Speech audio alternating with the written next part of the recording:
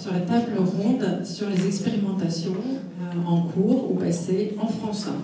Donc je vous renvoie à la conférence sur les expérimentations dans le monde que vous pourrez retrouver. Et sinon, là, on va rester sur la France, sur 4 expérimentations très différentes, avec des périmètres différents, des leviers, financements différents, mais toujours des résultats super.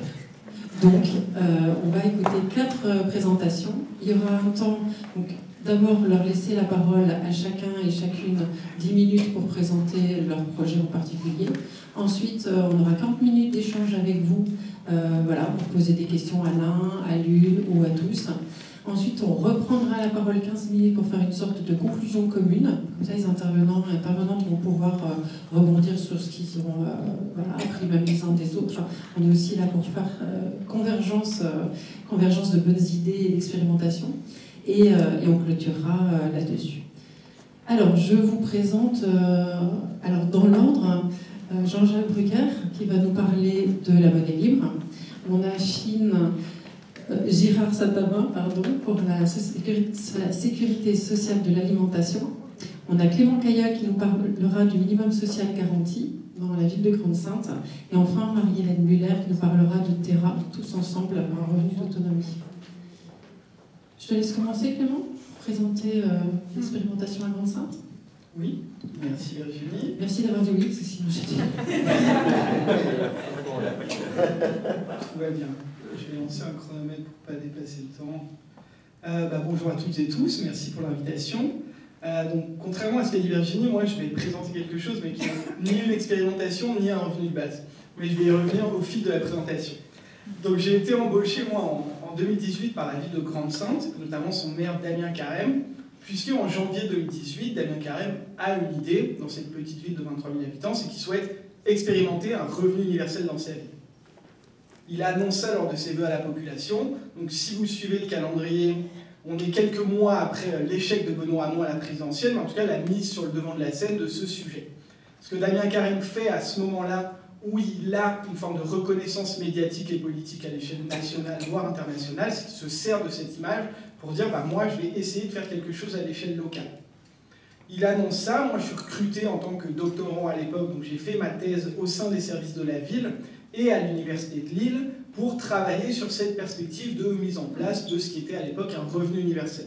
Spoiler, on ne peut pas mettre en place un revenu universel qui soit donc individuel, inconditionnel et de fait universel à l'échelle municipale pour une multitude de raisons, parmi lesquelles notamment le financement, mais surtout, je dirais même, les capacités institutionnelles, c'est-à-dire on n'a pas la possibilité à l'échelle locale et pas les compétences de mettre en place ce type de revenu. Donc qu'est-ce qui se passe à Grande-Synthe? Damien Carême, c'est quelqu'un qui a quand même envie de porter ce sujet et qui veut le porter politiquement et surtout faire du bruit médiatiquement. C'était vraiment l'un des objectifs. Donc ce qu'il fait à ce moment-là, c'est que à partir de premières études et de premières réflexions, et notamment des réflexions que j'ai pu apporter moi à l'action publique, aux décideurs sur des critiques des expérimentations telles qu'elles étaient menées et sur la possibilité de mener de tels projets, il dit moi on va quand même faire quelque chose et on va essayer d'éradiquer la pauvreté dans la ville. J'y reviendrai. Et pour résumer un petit peu mon travail de thèse, pendant 4 ans et demi au sein des services de la mairie, mon travail a été de réfléchir à, dans un premier temps, comment essayer de répondre à la commande du maire, parce que je travaillais quand même pour la ville et j'étais payé pour la ville, en même temps avec des pas de côté, j'allais dire de temps en temps, mais très réguliers, réfléchir d'un point de vue universitaire à qu'est-ce que ça veut dire et concrètement, cet objectif politique, comment il va pouvoir ou non être rempli. Un an donc après l'annonce de janvier 2018, Damien Carême annonce dans la ville la mise en place d'un minimum social garanti. Donc ce minimum social garanti a pour objectif d'éradiquer la pauvreté dans la ville. Grande-Synthe, pour revenir rapidement sur le contexte social, c'est une ville où il y a un taux de pauvreté de 33%, un taux de chômage de plus de 30%, et donc une population très largement précarisée. Par contre, et ce qui fait l'originalité de la ville et la possibilité aussi de mener ce type de projet, c'est une ville riche. Une fois que j'ai dit ça, on se demande pourquoi c'est une ville riche. Parce que Grande-Synthe a un budget municipal qui est près de 2 fois supérieur au budget des villes de sa strate, donc qui était aux alentours de 68 millions, je pense, je vous passe les différences entre fonctionnement et investissement. En tout cas, un budget très important. Pourquoi? Puisqu'il y a l'industrie de l'acier, donc ArcelorMittal, qui est installée, non pas à Dunkerque, mais sur le territoire de Grande-Synthe depuis les années 60. Et donc un paradoxe entre une ville riche, qui a une politique de socialisme municipal très importante, donc de développement des services publics et de mise en œuvre de politiques sociales, et une population très largement précarisée, puisque à partir des années 70-80, l'industrie de l'acier va licencier très fortement les ouvriers, ouvrières qui ont bien servi l'usine, mais qui aujourd'hui ne sont plus nécessaires.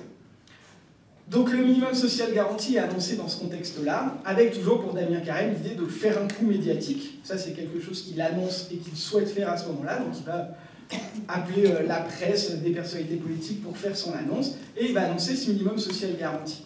Le minimum social garanti, c'est quoi? Donc on s'écarte très fortement de la définition d'un revenu universel, mais si vous me suivez, c'est parce que c'est ce que je vais appeler, moi, dans ma thèse, un bricolage institutionnel, puisqu'il va s'approcher dans les discours de ce que devrait être un revenu universel, mais dans les faits, reste dans le cadre légal contraint du Code de l'action sociale et des familles et des compétences d'une collectivité locale.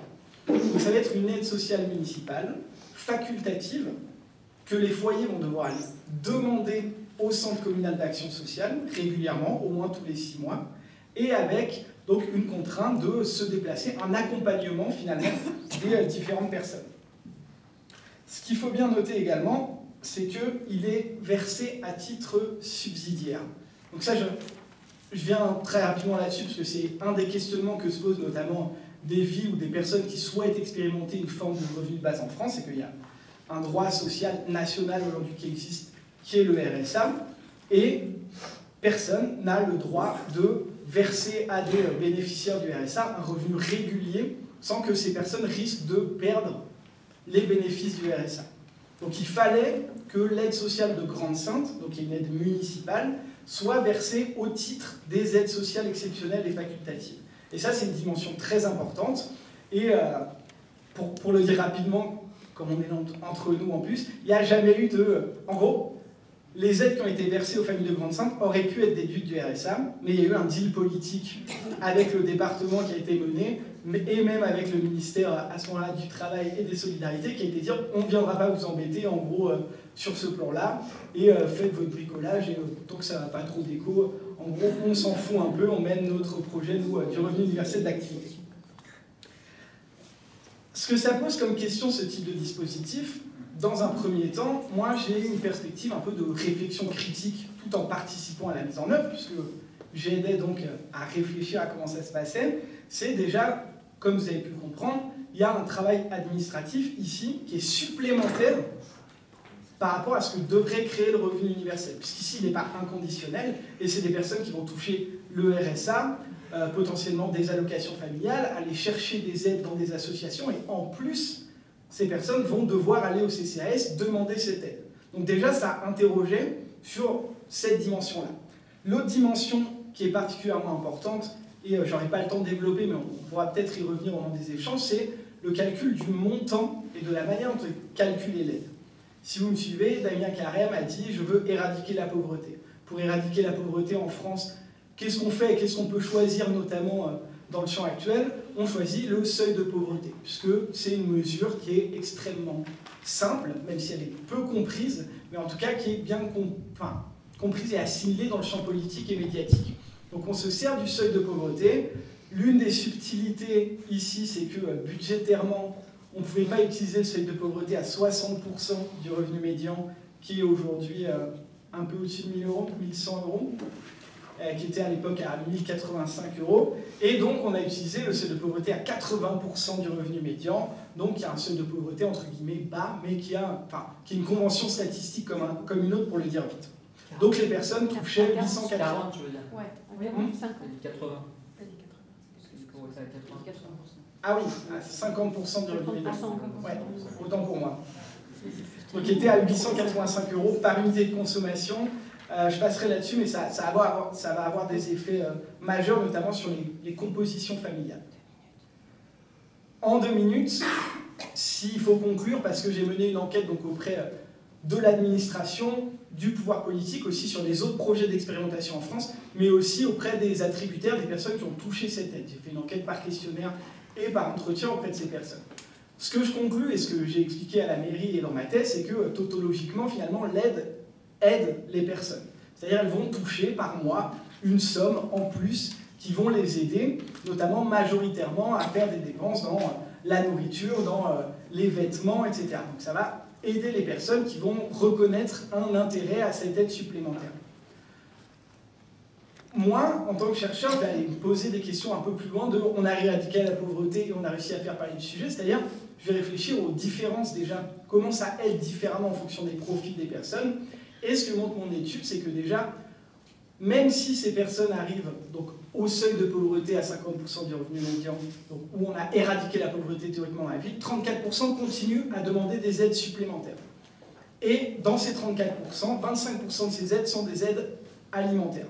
C'est-à-dire les personnes vont continuer à avoir besoin d'aides pour se nourrir et notamment des aides en nature. Donc il y a toujours des personnes qui restent dans une situation compliquée de pauvreté. Là-dessus, moi en investiguant plus avant, je vais chercher qui sont les personnes qui vont notamment être les plus fragiles. Et ce qui va ressortir de cette étude, c'est que le seuil de pauvreté et ce type de mesures lissent les situations familiales. C'est-à-dire si vous êtes un foyer monoparental, et notamment donc, qui sont pour 97% des femmes seules avec enfants, une personne seule ou un foyer avec 2 adultes qui travaillent et des enfants, on va avoir un calcul unique, finalement, peu importe la situation sociale dans laquelle vous êtes. Et ce que montre mon étude, c'est que les foyers monoparentaux sont beaucoup plus fragiles que les autres relativement, et pourtant sont aidés pareil, voire proportionnellement moins aidés que les autres. Donc ça, c'est une dimension importante, c'est-à-dire que la mesure est aveugle aux différences sociales entre les foyers et les individus. Une autre des conclusions que j'ai faites, c'est déjà la limite d'une possible expérimentation d'un revenu de base, d'un revenu universel, voire d'une politique sociale à l'échelle locale, pour différentes raisons. Déjà pour les limites institutionnelles dont je vous ai parlé. Une autre dimension fondamentale, c'est que l'intérêt de ce type de mesure, c'est aussi, et on l'a dit beaucoup aujourd'hui, ce qu'on appelle l'insécurité sociale, lutter contre l'insécurité sociale, c'est-à-dire pour la capacité des personnes à se projeter positivement vers l'avenir, pour le dire rapidement. Et ce que montre mon étude, c'est que, en fait, c'était une aide municipale, en plus dans un contexte qui a été mis en place 1 an avant des élections municipales, par un maire qui est devenu député européen très rapidement, et en fait, les foyers avaient conscience de la fragilité du dispositif duquel ils bénéficiaient. Et donc ça remet en cause, de fait, la capacité à se projeter positivement vers l'avenir, puisque les personnes avaient peur que du jour au lendemain, parce que comme c'est le maire qui, d'une seule décision, a décidé de mettre en place cette aide, finalement, le même maire ou un autre maire, pour quelque prétexte que ce soit, pourrait également la supprimer. Ça, c'est une autre dimension. Une autre dimension importante, et je pense que c'est un des apports, et j'en avais discuté avec Yannick van der Bort, notamment au moment de mon travail de thèse, puisqu'il y a très peu de travaux empiriques sur le revenu universel, c'est ce que ça fait aux travailleurs, travailleuses du social et aux agents du champ administratif de l'accompagnement.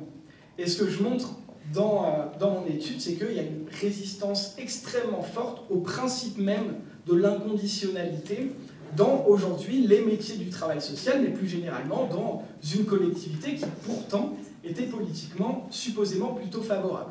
Et là-dessus, je rejoins des conclusions d'autres sociologues qui travaillent sur le contrôle, notamment dans le cadre du chômage, ou le durcissement des politiques de l'emploi et des aides sociales, c'est qu'il y a une forme d'incorporation et de normalisation de cette idée du contrôle, c'est-à-dire on va ultra-individualiser la question des aides sociales, et il nous apparaît normal qu'on doive faire des contreparties, proposer des contreparties aux personnes donc, qui touchent des aides sociales. Ça, c'est vraiment une dimension importante et une question là-dessus.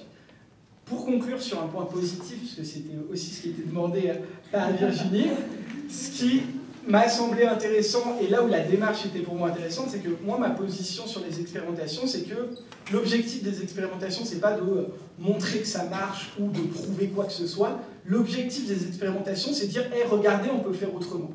Les résultats, que ce soit le pouvoir qui met en place une expérimentation, ou des villes comme Grande-Sainte, ou des associations qui mettent en place des expérimentations, les preuves scientifiques, pour le dire, enfin, ils s'en foutent en fait. L'important, c'est de dire, en fait, regardez, on peut faire autrement, et on va le mettre à l'agenda politique en faisant autrement.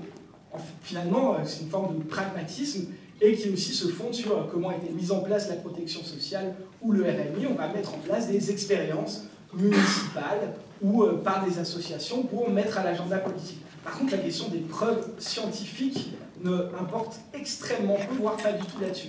Et à Grande-Synthe, ça a marché dans une certaine mesure, puisque d'autres villes, collectivités, départements se sont saisis du sujet et ont mis en place eux-mêmes des dispositifs analogues à celui du minimum social garanti, même si aujourd'hui, à l'échelle nationale, on en est très loin.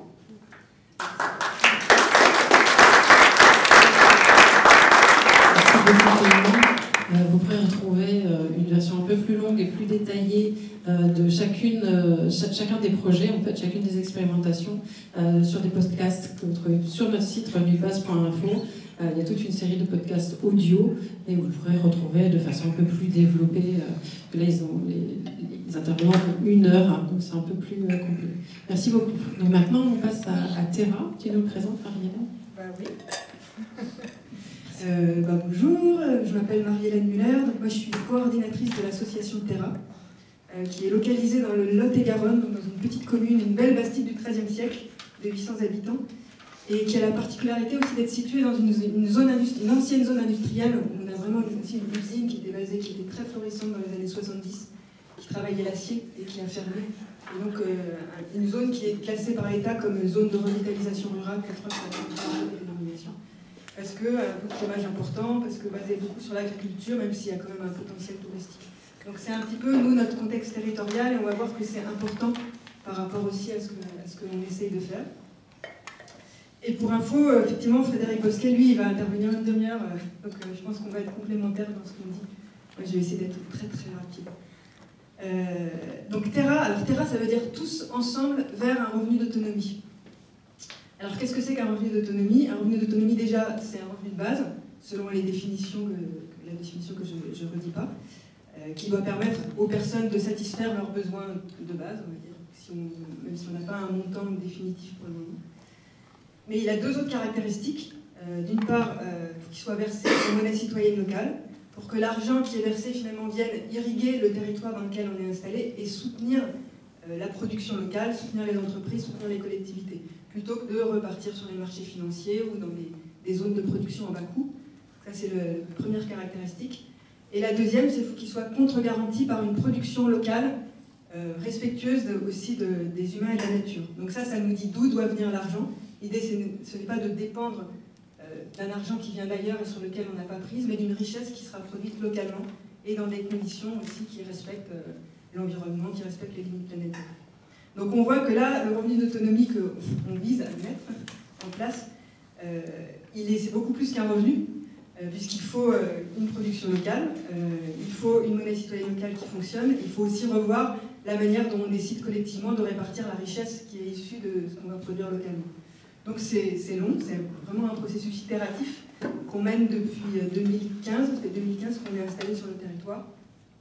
Et ça montre aussi qu'on poursuit d'autres objectifs que le revenu, puisque en tout cas beaucoup des personnes qui sont engagées dans le projet le sont aussi pour des raisons de transition écologique et sociale, et de répondre finalement de façon systémique à plusieurs enjeux, et de construire un écosystème local pour commencer, qui permettra de rendre possible le versement de ce revenu d'autonomie de façon pérenne. Voilà en gros pour le contexte. Alors maintenant concrètement, donc, en soi, c'est un projet expérimental déjà, parce que moi personnellement je ne sais pas à quoi ça va ressembler. Je ne sais pas si on va le verser à tout le département du Lot-et-Garonne, à un quartier rural de 30 personnes que actuellement on est en train d'essayer de développer, à toute la communauté de communes de Fumel, je ne sais pas, mais en tout cas on essaye de construire les différentes briques dont on a besoin, c'est-à-dire que les activités de l'association Terra et des structures avec lesquelles elle bosse, elles visent à relocaliser la production, les réseaux de distribution et les capitaux, comme aussi on va chercher des sous pour financer l'infrastructure de production. Donc relocalisation, donc c'est pour ça qu'on a une épicerie locale pour le moment, on a construit un centre de formation à l'éco-construction, on va se concentrer beaucoup sur l'habitat et la production d'énergie. Donc relocaliser, développer une monnaie citoyenne locale, donc fédérer, petite digression, Terra est portée par des personnes qui au départ étaient étrangères au territoire, se sont installées. Et l'idée, c'est de commencer aussi de fédérer d'autres producteurs locaux, d'autres pour les fédérer avec nous, que ce soit l'alimentation ou l'électricité. Donc développer une monnaie citoyenne locale. Donc troisièmement, repenser la façon dont on distribue la richesse, construire des modèles économiques qui soient différents. Donc quatrièmement, travailler avec les collectivités et les entreprises, donc construire des espaces collectifs de délibération, progressivement. Et cinquièmement, il y a un autre volet, puisqu'on est dans une zone de revitalisation rurale, donc revitalisation économique, mais aussi démographique, attirer finalement de nouveaux habitants qui ont envie de vivre, de travailler, de produire, d'investir dans cette zone rurale, voilà, où aussi la démographie, où la population est assez vieillissante. Donc là, nous, on est là depuis 2015. Donc concrètement, depuis 2015, au début, on était 3. Là, il y a à peu près une centaine de personnes qui se sont installées. Et là, sur quoi je vais zoomer, c'est qu'en fait, à un moment, on a voulu faire une expérimentation. Donc, à l'intérieur de l'expérimentation, une expérimentation de revenus d'autonomie, en disant, bah, tiens, si on commençait déjà à verser des revenus, au départ, on voulait une dizaine de personnes, et de façon, entre guillemets, inconditionnelle, on verra que c'est pas si simple, c'est-à-dire en leur laissant après la liberté de développer des activités qui permettront d'amorcer la pompe de la construction de notre écosystème coopératif. Donc on a, en tout cas, il y a eu tout un processus dans le collectif conformé à l'heure actuelle, on devait être une vingtaine, je pense, pour identifier les personnes, les activités qu'elles voulaient porter, et puis pour aller chercher des sous, pour aller pouvoir financer ces revenus, et puis pour créer aussi toutes les briques dont on avait besoin. Donc il y avait déjà une monnaie citoyenne locale, on l'a passée en numérique, parce que c'était beaucoup plus facile pour distribuer de l'argent. Il a fallu réfléchir au statut juridique, parce qu'on ne peut pas juste donner 900 balles à quelqu'un par mois sans cadre juridique. Donc concrètement, c'était des revenus d'activité via une coopérative d'activité et d'emploi avec laquelle on a bossé. Et il a fallu ensemble développer un accord collectif qu'il allait avoir quelques personnes qui allaient être rémunérées dans un collectif où la plupart, à l'heure actuelle, à l'époque, s'investissaient de façon bénévole. Donc de réfléchir à comment ça allait fonctionner, est-ce que c'était OK de missionner ces personnes-là plutôt que d'autres. Donc ça s'est passé à peu près entre 2018 et 2021. Donc finalement, on n'a pu financer que 5 personnes. On voulait financer 10 personnes sur 3 ans, on n'a pas eu assez de sous, donc on a financé déjà que 5 personnes, 5 sur 3 ans et 3 sur 3 ans, 2 sur 3 ans et 3 sur 1 an, sur des fonctions de maraîchage, compost, comptabilité, enfin voilà, cuisine. Donc déjà, ça a créé un petit décalage. Alors, je vais parler d'abord des effets positifs. Il y a un effet positif d'un point de vue psychologique qui était assez net, c'est-à-dire que les personnes, d'une part, d'un point de vue individuel, elles étaient sécurisées financièrement. Donc c'était des personnes qui avaient un peu lâché ce qu'elles faisaient avant et qui, du coup, là, avaient de quoi satisfaire leurs besoins vitaux. On était passé sur le revenu le seuil de pauvreté à 50%, donc quelque chose comme 900 € pour aller vite, versé à 85% en abeilles, qui était notre monnaie citoyenne locale. Donc déjà, elles étaient plus sécurisées financièrement. Elles avaient l'impression, il y avait quelque chose de l'ordre du sens, de contribuer, d'être expérimentateurs. On a fait des entretiens, un petit peu d'évaluation avec elles, d'expérimenter, d'être connectées à un projet collectif. Donc il y avait quelque chose qui était très satisfaisant pour les personnes à cet endroit-là. Le côté positif, c'est tout le travail de réflexion, c'est-à-dire, comme je l'ai dit tout à l'heure, on a mis en place toutes les briques dont on avait besoin, que ce soit la monnaie, un cadre juridique, et puis ces accords collectifs. Donc et puis on a commencé quand même à avoir un petit peu d'activité et de reconnaissance, et à peu près, par la production des personnes qui avaient une production, on finançait à peu près 25% des revenus qui nous venaient de dons, essentiellement d'un financement participatif et de fondations. Alors par contre, on a eu effectivement confronté à des limites. Alors d'un point de vue psychologique, ce dont on s'est rendu compte, en fait, c'était pas de revenus inconditionnels du tout. Et donc il y avait vraiment une contradiction interne dans notre système, c'est-à-dire qu'on voulait dire, voilà, on vous donne l'argent, vous faites ce que vous voulez. Dans les faits, ils ne faisaient pas ce qu'ils voulaient, parce qu'effectivement, ils avaient été missionnés pour des fonctions, et il y avait des fortes attentes implicites de, faut que vous produisiez pour produire plein d'argent, pour qu'après on puisse distribuer plus de revenus. Donc il y avait cette chose qui était là, et qui, effectivement, pouvait créer une forme de paradoxe. Et puis aussi le regard des autres qui n'étaient pas bénéficiaires du revenu, qui avaient des attentes, qui possèdent des attentes chez les personnes qui étaient bénéficiaires de ces revenus. D'un point de vue économique, alors on a distribué en monnaie citoyenne locale, mais alors au moment où on a fait l'expérimentation, il n'y avait pas beaucoup d'endroits où dépenser ces monnaies citoyennes locales. C'est-à-dire qu'on pouvait facilement s'acheter à manger. Par contre, quelques propriétaires acceptaient le loyer en monnaie citoyenne locale. Pour l'électricité, tout le reste, c'était pas au rendez-vous. Ça montrait vraiment cet intérêt d'un écosystème, c'est-à-dire On a le revenu, mais on n'a pas la production. Donc, d'où l'intérêt de développer cet écosystème d'une façon plus systémique. Et puis aussi, l'autre chose, parce que nous a fait remarquer le conseil scientifique, c'est qu'on avait bien réfléchi l'autonomie individuelle, c'est-à-dire que les personnes, oui, elles avaient une autonomie individuelle, mais on n'avait pas le cadre d'organisation du travail et d'organisation collective qui permettait d'aller vers une autonomie collective. Donc il n'y avait pas de... Finalement, le fait de dire aux personnes, bah, faites ce que vous voulez, bah non, en fait, c'est pas si simple. Est-ce qu'il faut mieux... quelle production il faut mieux développer? Est-ce qu'il faut mieux travailler avec telle personne? Le compost, où est-ce que tu développes? La cuisine, pour qui? Et ça, on n'était pas encore assez structuré pour ça, et donc il y avait vraiment ce besoin systémique qui n'était pas réalisé. Donc le bilan, c'est qu'en 2021, on s'est arrêté. On a failli redévelopper une deuxième version qui aurait ressemblé peut-être à une sécurité sociale de l'alimentation, de distribuer à plus de monde, moins d'argent, et pour satisfaire ses besoins alimentaires. Finalement, on a décidé de mettre quelque part cette expérimentation, le fait de verser des revenus inconditionnels aux personnes à plus tard, et de vraiment se concentrer sur la création de richesse et sur la production. Et donc là, maintenant, notre activité essentielle, c'est déjà, est-ce qu'on est capable de générer des revenus d'activité pour ceux qui contribuent au projet?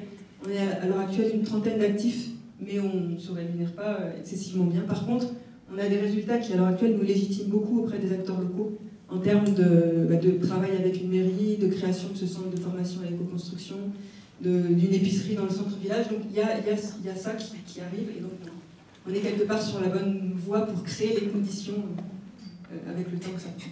Voilà. Merci beaucoup, merci aussi d'avoir fait la jonction de votre programme. Je te laisse la parole pour présenter la sécurité sociale et l'alimentation. Ça marche, ok. Donc déjà merci beaucoup de l'invitation et merci pour les autres orateurs et oratrices. Donc moi je m'appelle Finn, je viens au nom de l'association La Marmite Rouge, qui est une association qui est basée dans le 12e arrondissement de Paris, autour de la sécurité sociale de l'alimentation. Une fois de plus, pas de revenu universel de base, je suis désolé. Je vais d'abord très rapidement donner quelques points sur ce que c'est que la sécurité sociale de l'alimentation, et ensuite on va parler de l'expérience concrète qu'on a mise en place en 2023 avec La Marmite Rouge. Alors, en quelques mots, sécurité sociale de l'alimentation et la sécurité sociale. Ici, on est, je pense, beaucoup de gens qui avons eu affaire avec la sécurité sociale, voire même des gens qui sont familiers avec son histoire. L'objectif, en quelques mots, de l'idée de sécurité sociale de l'alimentation, c'est, tout comme la sécurité sociale de la santé socialise le soin, c'est-à-dire que la production et la distribution du soin de qualité à tous et à toutes n'est pas soumise aux lois du marché, mais quelque chose de socialisé. L'idée de la sécurité sociale de l'alimentation, c'est de faire la même chose, mais pour l'alimentation de qualité. Une manière de le formuler, ce serait de dire qu'on veut remettre de la démocratie dans nos assiettes. Donc, la sécurité sociale de l'alimentation, la manière dont on le voit, qui est portée par non seulement La Marmite Rouge, mais aussi plusieurs autres collectifs autour de cette idée, j'en parlerai plus tard, se base sur trois grands piliers. Donc, c'est les trois grands piliers du conventionnement, de la cotisation et de l'universalité. L'universalité, c'est très simple, tout le monde devrait avoir le droit à une alimentation de qualité, et le mot de qualité est vraiment important, parce que le droit à l'alimentation, il existe déjà dans les faits. Le droit à l'alimentation de qualité qu'on choisit, il n'existe pour l'instant pas. Et l'universalité, ça sous-entend aussi que ce n'est pas seulement les personnes qui ont un passeport avec le mot français écrit dessus qui peuvent en bénéficier, mais c'est tous les résidents d'un endroit. Ça implique aussi les SDF, parce que oui, les SDF sont aussi des résidents, les sans-papiers sont aussi des résidents. Le deuxième point, c'est celui de la cotisation, c'est-à-dire que l'idéal, c'est d'avoir un système qui est financé non pas sur le principe d'une subvention qui viendrait un petit peu de l'extérieur et qui pourrait sortir ou en fonction des aléas politiques du moment, mais c'est quelque chose qui serait géré par et pour les mangeurs et mangeuses. Je suis en train de casser un truc avec le micro. Et je vais garder mon masque, mais je vais essayer de parler sur le côté du coup. Et le troisième point, c'est celui du conventionnement. C'est-à-dire que, tout comme dans les caisses de sécurité sociale de la santé, jusqu'à un certain point, on avait cette capacité à décider de comment est-ce qu'était investi l'argent dans les caisses, quels étaient les soins qui étaient remboursés, où est-ce qu'on construisait un CHU, quels médicaments on choisissait de rembourser. Là, c'est le même principe. Quel producteur, quelle productrice est-ce qu'on va conventionner? quel type d'alimentation en fait, on veut. Et cette partie-là de conventionnement, en fait, elle est intrinsèquement liée à la notion de démocratie. C'est-à-dire qu'on va choisir collectivement au sein de caisses comment on va, quels sont les critères en fait, qui vont définir ce que c'est qu'une alimentation de qualité. Et c'est un exercice de démocratie très important parce que pour une personne, au hasard, une personne qui va être végane et qui va vivre dans un certain contexte rural, ça ne va pas du tout être la même chose, une alimentation de qualité, qu'une personne issue de l'immigration de Centrafrique qui est dans un environnement plutôt urbain. Donc on va avoir, ça c'est des exemples tirés de la vie réelle, on va avoir cette nécessité en fait de mettre en place les conditions pour un débat démocratique. Donc le conventionnement s'accompagne nécessairement d'une partie de formation. Là, je vous ai parlé de la sécurité sociale de l'alimentation en 3 minutes, peut-être, à très très gros grain. Et maintenant, on va zoomer un petit peu sur le 12e arrondissement de Paris, entre le 1er janvier et le 7 juillet 2023. C'est une expérience qu'on a menée avec la Marmite Rouge qui s'appelle les baguettes magiques. Donc, le principe des baguettes magiques, c'est qu'on a 100 participants et participantes qui pouvaient aller dans 8 boulangeries qu'on avait conventionnées, qu'on avait choisies en fait avec la Marmite Rouge. Ces personnes-là pouvaient présenter un coupon et contre ce coupon, on pouvait obtenir une baguette tradition. Donc l'expérimentation a duré pendant une petite, pendant à peu près, donc ça a commencé à partir du mois de, si je ne me trompe pas, du mois de mai 2023 et ça a duré 2 mois. Comment est-ce qu'on faisait pour avoir ces coupons? Enfin, comment est-ce qu'on a fait déjà pour recruter ces personnes-là? On est allé sur les marchés en tout le mois de mai, les marchés de la place d'Aligre, du quartier d'Aligre dans le 12e arrondissement, les magasins alimentaires. On a tracté, on a présenté aux personnes l'idée qui était vous pouvez mettre entre 2 et 20 euros. Et quel que soit le montant que vous mettez, il y avait une grille qu'on avait déterminée par avance, hein, mais quel que soit le montant que vous mettez, vous allez avoir 10 coupons. Et chacun de ces coupons vous donne droit à une baguette tradition dans une des 8 boulangeries qui sont disponibles sur le territoire. Ces boulangeries-là, on les avait contactés en avance et on avait été, globalement, on a été assez surpris de l'accueil très positif qui a été fait au dispositif. C'est-à-dire qu'en fait, on s'assurait seulement que les boulangeries étaient, que la baguette tradition, qui a déjà en fait des gros facteurs de qualité, c'était un produit qu'on avait ciblé parce que justement, on supposait qu'il y avait des questions de qualité, il y avait déjà des critères de qualité qui étaient en place. Et par ailleurs, on a donc les gérants des boulangeries étaient assez contents en fait de se dire oui, ça a l'air sympathique comme dispositif, on adhère. Donc contre le fait que les boulangers gardaient les coupons, à la fin de chaque mois, on avait des militants de la Marmite Rouge qui en fait reversaient la valeur monétaire d'une baguette tradition aux boulangers, en fonction du nombre de coupons. Tu as 3 coupons, tu as 1,30 € x 3, 3,90 €. Je suis très fort en calcul. Donc on a eu au total, comme je le disais tout à l'heure, 100 participants et participantes, ce qui, pour une période de recrutement qui a duré environ 1 mois, est quand même un très gros nombre. Et on était très très contents en fait, de l'engouement que ça a suivi. Donc ça, c'était un petit peu sur le côté, concrètement, ce qu'on a fait, c'est de rendre disponible pour un montant aussi bas que 2 € et aussi haut que 20 € l'accès à 10 baguettes tradition pour 100 personnes dans le marché d'Aligre. Dans le quartier d'Aligre et plus généralement dans le 12e arrondissement de Paris. Je pense que ça vaut le coup d'abord peut-être de parler des limites intrinsèques au dispositif. Donc déjà, j'ai parlé tout à l'heure du pilier du conventionnement, c'est pas pour rien, c'est qu'en fait, le conventionnement, idéalement, c'est quelque chose qui doit être décidé par les mangeurs, mangeuses. En l'occurrence, c'est nous qui l'avons fait en avance. C'est-à-dire que c'est nous qui avons décidé que ces boulangeries-là étaient les bonnes boulangeries où la baguette tradition était la meilleure pour des critères qui étaient les nôtres. On n'a pas en fait vraiment laissé le choix aux personnes. Ça, c'est plutôt quelque chose justement sur lequel on travaille sur une autre des missions de notre association, qui est celle de l'éducation populaire, justement de la formation autour des questions du complexe agro-industriel et justement de la sécurité sociale de l'alimentation. Mais ce n'est pas quelque chose qu'on a pu mettre en place à l'époque de l'expérimentation. Donc ça, c'est, je dirais, clairement une limitation qu'il faudrait qu'on essaie de lever pour la prochaine expérimentation. Le fait aussi que ce soit finalement la baguette tradition, c'est quelque chose auquel nous, en tout cas, les membres de la marmite, on accordait beaucoup d'importance, parce que en fait, du pain, on en mange assez souvent. On s'est quand même retrouvé avec pas mal de coupons qui n'étaient pas utilisés. Alors bon, c'est pas grave, du coup, les coupons, ensuite, de toute façon, on rémunérait les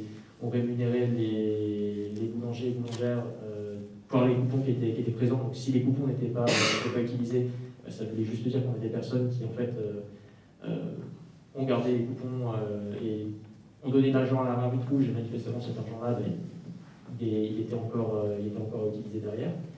Donc, une limite, c'était aussi que c'est un seul produit.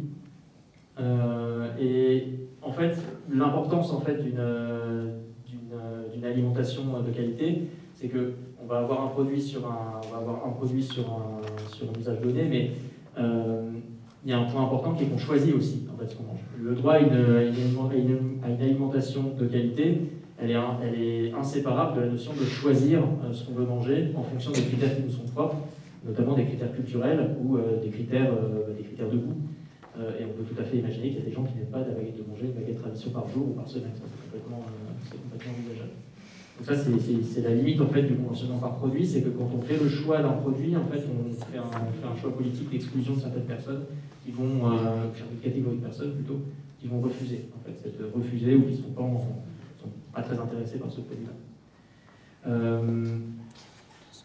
Et peut-être que je vais terminer pour dézoomer un petit peu sur cette expérimentation et revenir sur un contexte global pour terminer. Ça, c'est un exemple de sécurité sociale de l'alimentation, comme on l'a vu, qui est très parcellaire, parce qu'on n'est pas dans le respect des piliers justement de démocratie alimentaire et de choix. Il y a d'autres limites qu'on peut mettre en place, qu'on peut voir très vite. C'est que autant pour une sécurité sociale de la santé, la santé, c'est pas un bien qui bouge beaucoup. Le médecin ou le CHU, il reste à un endroit et il produit du soin dans un territoire donné. Un boisseau de blé, ça bouge beaucoup.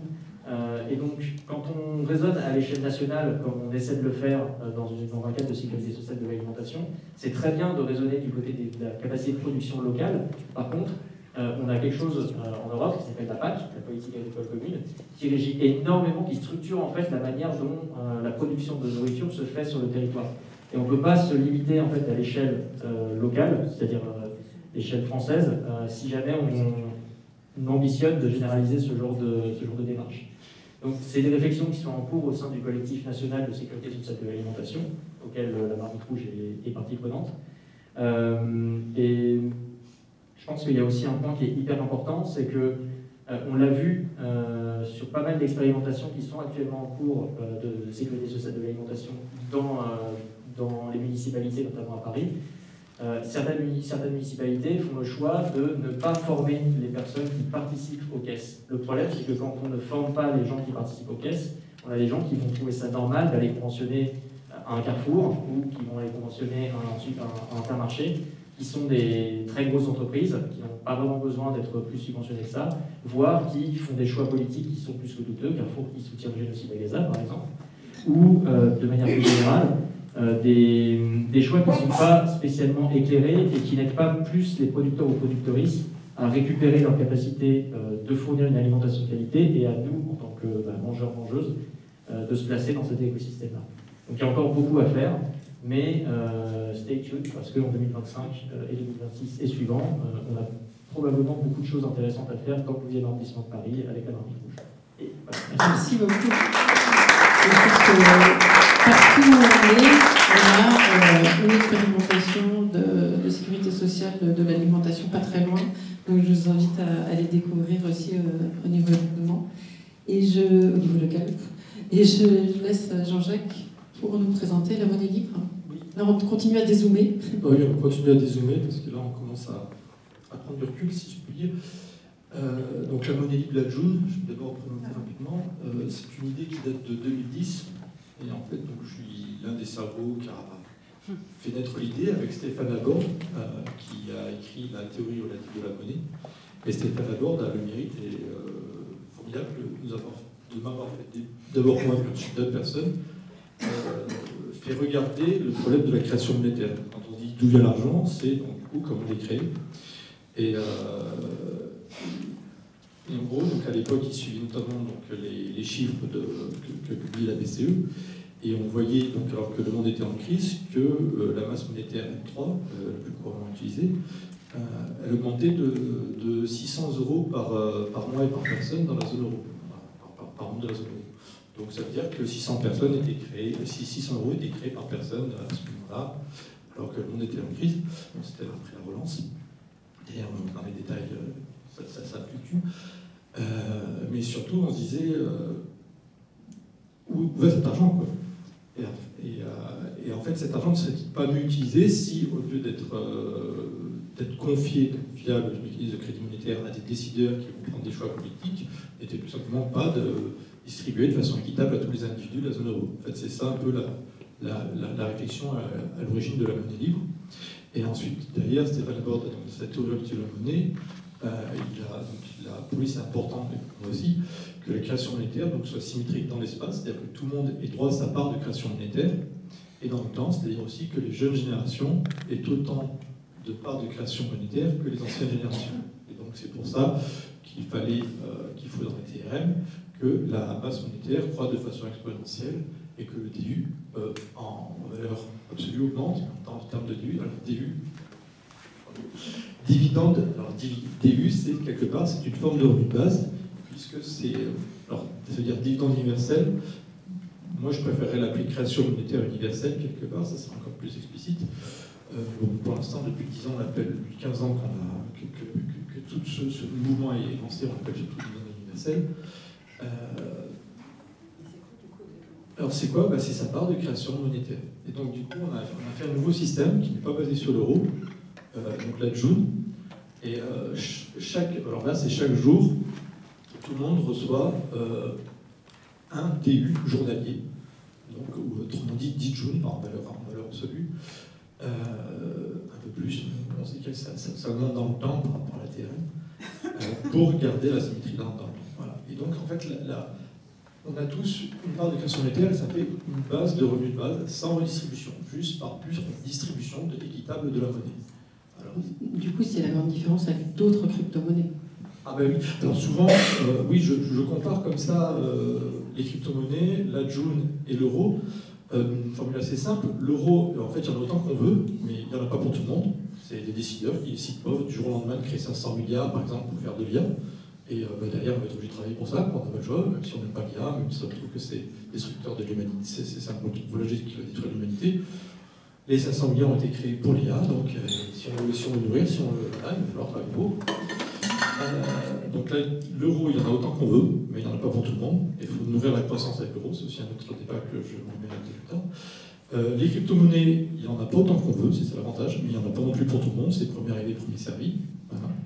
Alors que les monnaies libres, que ce soit la June ou celle que je suis en train de construire avec l'association en essayant de corriger les défauts de la June, il n'y en a pas autant qu'on veut, mais il y en aura pour tout le monde. Voilà. Je sais plus du coup sur quoi continuer, j'ai un doute là, j'ai un vide.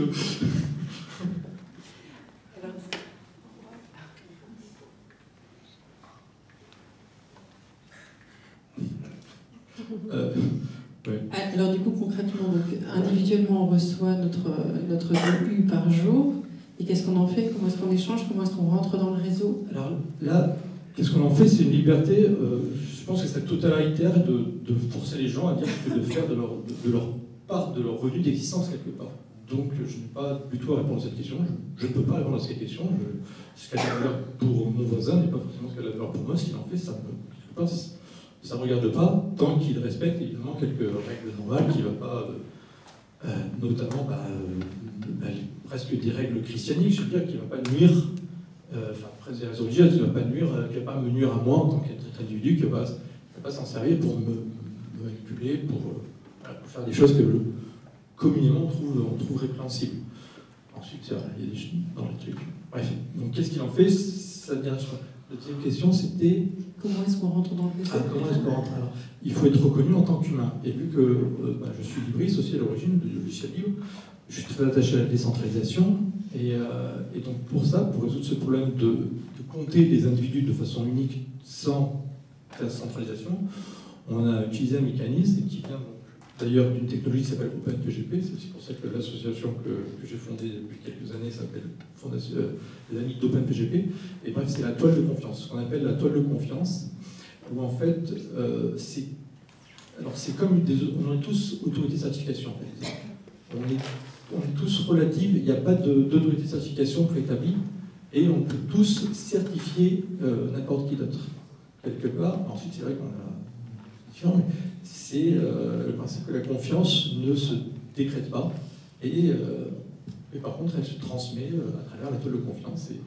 Et si moi je te fais confiance, que quelqu'un fait confiance en moi, quelque part, il va te faire confiance aussi. Ensuite, on ne va pas rentrer dans les détails, mais c'est un peu ça l'idée générale de la toile de confiance. Et du coup, il n'y a pas de centralisation, qui est ce qu'on appelle aussi en ingénierie le single point of failure. Ça donne beaucoup de pouvoir. Voilà, donc ce que j'entends, c'est que cette monnaie qui est en même temps égalitaire par sa création et en même temps qui apporte complètement de liberté, parce qu'on en fait ce qu'on veut, elle apporte aussi une sorte de solidarité, parce que ça, on y rentre par la toile de confiance et on crée du lien. Et il y a aussi un autre type de compte qui permet, un peu comme si on crée une entreprise ou une forme d'activité, on peut créer un compte d'échange, mais qui ne soit pas créateur de richesse. Exactement. Alors ça, c'est dans la June, oui, mais dans le système aussi, je me place aussi. Il y a des comptes membres, donc les comptes qui sont associés à un individu unique et identifié en tant que tel, et les comptes portefeuille, juste, des comptes simples aussi, qui ne reçoit pas d'élu. Voilà. On peut évidemment faire des comptes pour son activité, pour ses personnes morales, pour son entreprise, etc. Et ça marche, hein. Il y a dans toute la France et même en Espagne, il y a des G-marchés, des gens qui se rencontrent pour échanger des produits ou des services en jaune. Alors, bon, c'est quand même des produits à la marge, si je puis dire, mais d'une part, ça a permis, actuellement, il y a 8000 personnes, 8000 comptes membres. Donc 8000 personnes identifiées qui reçoivent leur DU tous les jours. C'est à peu près stable depuis quelques années, mais en fait, derrière, combien de personnes sont rentrées, qui sont sorties, il y en a sans doute beaucoup plus, parce qu'en fait, si on n'est pas réactualisé dans le système, on disparaît de façon sobre. Et il y a des gens qui ont reçu leur DU, mais comme ils ne se sont pas réactualisés justement dans le réseau, qui n'ont pas montré au niveau de la blockchain, on va rentrer dans les détails techniques, qui sont restés en relation, et ben ils sont considérés comme morts, parce qu'ils sont inactifs, donc ils ne reçoivent plus leur début. Mais actuellement, il y a 8000 personnes membres, 8 personnes sur le début, mais encore, il y a des personnes qui vont dans les G-marchés, mais qui ne sont pas encore leur début, qui n'ont pas encore eu le temps de créer assez de liens sociaux avec les personnes préexistantes pour être reconnues, pour être certifiées. Voilà. Il y a un petit point technique quand même, parce que j'entends beaucoup de critiques par rapport aux crypto-monnaies, notamment sur le fait qu'elles sont extrêmement énergivores. Est-ce que c'est pareil pour la June? Et ce sera encore mieux pour le G, parce que non, la June, il y a de la preuve de travail. Bon, ça, c'est des débats d'ingénieurs, moi je n'ai pas tout fait faire compte, donc c'est d'ailleurs pour ça qu'on n'appelle pas ça des mineurs, mais des forgerons dans la June. Et c'est une preuve de travail qui est personnalisée en s'appuyant sur la toile de confiance. C'est-à-dire qu'en fait, oui, j'appuie sur le bouton Power, j'ai éteint le micro. Bref, en fait, si on a peu de capacité de calcul, ça sera compensé grâce à la toile de confiance. On sait qu'on est une personne. Quand on met un nœud de calcul, il identifie un individu, et si l'individu a eu du mal à calculer un bloc, eh bien, il va avoir plus de facilité à calculer un bloc prochain. Donc du coup, il n'y a pas de course à l'échalote au niveau de la puissance de calcul. C'est un équilibrage normal. C'est plus écologique. Et c'est plus écologique, bien sûr. C'est plus écologique. Même la preuve de travail, en fait, on peut passer par quelque chose d'encore plus écologique, mais déjà, ça n'a rien à voir avec les ordres de grandeur. C'est pas l'aberration des crypto-monnaies classiques. Est-ce que pour conclure, tu peux nous lancer un petit peu, donc là tu es en train de créer la version suivante, améliorée, sur quelle, un peu comme ça a été déjà fait, quelles sont les limites peut-être de la June que vous essayez de rétablir? Ça. Un business model pour financer le développement de la June, en fait, enfin de monnaie libre en général. En fait, quand on refait une monnaie, on refait une société. En fait, il faut penser aussi gouvernance. Donc, c'est un système de comment on va décider, comment on va faire, qu'est-ce qu'on met en commun. Donc, on a une monnaie commune basée sur mais on est une société. À partir d'individus, qu'est-ce qu'on va mettre en commun, comment on va décider des choses communes. Et c'est ça qui est génial avec OpenPGP, c'est que OpenPGP, c'est une technologie. Les Junis sont passés à côté parce qu'elle n'est pas apprise à l'école et qu'il faut quand même quelques compétences techniques pour la maîtriser. Donc ils ont délaissé l'OpenPGP. C'est pour ça d'ailleurs que l'association que j'ai fondée s'appelle l'association des Amis d'OpenPGP, car pour moi c'est la solution technique à la fois donc, pour faire le monde, pour revenir à l'utopie initiale d'Internet et pour enlever du pouvoir aux GAFAM, en fait, reprendre un peu le pouvoir sur nos données personnelles. Ça permet de chiffrer ces données. Ça permet on peut faire beaucoup de choses. D'ailleurs, pour ça, là, j'ai une clé de sécurité. Donc, c'est comme une carte à puce, sauf qu'elle maîtrise le protocole OpenPGP. Et donc, je pourrais m'en servir pour remplacer la carte bleue, pour remplacer le passeport numérique, pour remplacer la carte vitale. Et en plus, c'est pas une solution franco-française. Dès là que Joule a été pensé à l'international, d'ailleurs, il s'implante aussi en Espagne.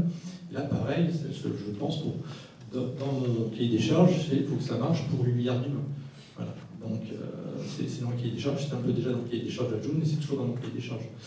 Il faut que ça pas traverse les frontières. Et aussi, bon, alors sur le jeu, pour revenir juste à l'existentiel, pourquoi est-ce que j'ai initié ce projet-là de monnaie libre en 2010, juste non, ça c'est quand même très important, donc je mets une minute c'est très important, 3 points. En 2010, j'étais support de niveau 3 chez Orange, donc je faisais déjà ce qu'on appelle du big data et de la manipulation des utilisateurs en fait. Mais seul qu'on était chez Orange, c'est une entreprise française, on n'allait pas aussi loin que les anglo-saxons avec Google qui décide de ce qu'on voit à l'écran et ce qui fait toute la valeur de leurs produits. Du coup, ils savent mieux que nous qui nous sommes, et ils vont nous vendre des pubs pour nous manipuler, pour nous influencer, et c'est pour ça que derrière, des gens payent très cher Google pour pouvoir nous influencer. Moi j'étais là-dedans, et le pire c'est que ces sortes de compagnies comme ça utilisent énormément de logiciels libres. De logiciels libres alors que c'était pas du tout l'utopie initiale de logiciels libres.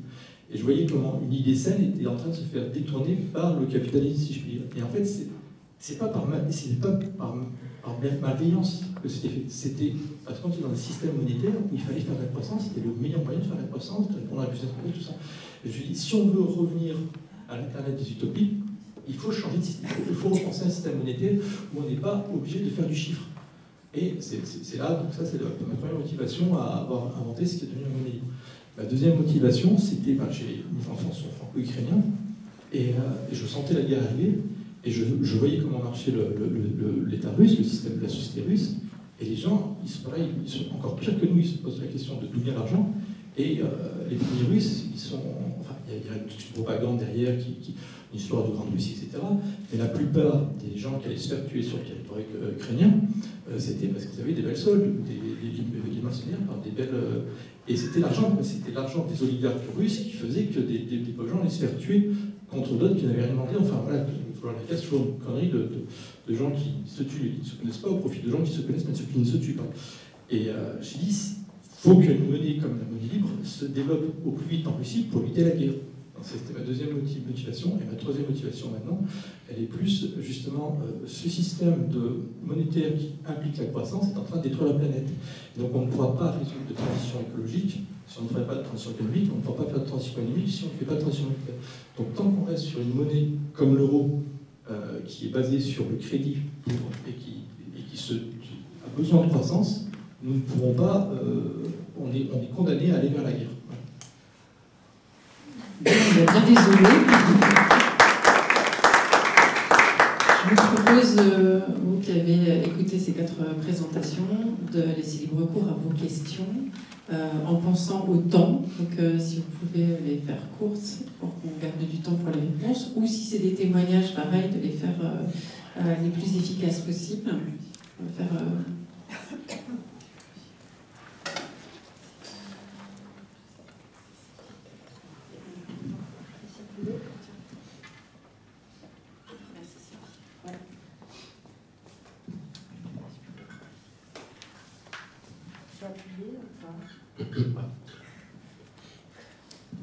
Tout d'abord, merci beaucoup pour vos interventions, c'est vraiment inspirant. Moi, j'aurais une question plutôt sur les contreparties par rapport à justement sur votre base, par rapport à vos expérimentations, comment vous le voyez?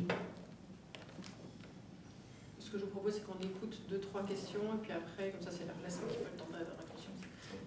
Donc voilà. Et d'une. Et de deux. Merci pour cette présentation. J'ai une question qui concerne les grandes saintes. Est-ce qu'en même temps que cette comment il s'appelait, le minimum social garanti. Est-ce qu'il y a eu des débats sur la gratuité des services publics et puis comment ça se passe aujourd'hui? J'imagine que le minimum social garanti a été abandonné par la mairie suivante. Encore une autre des questions?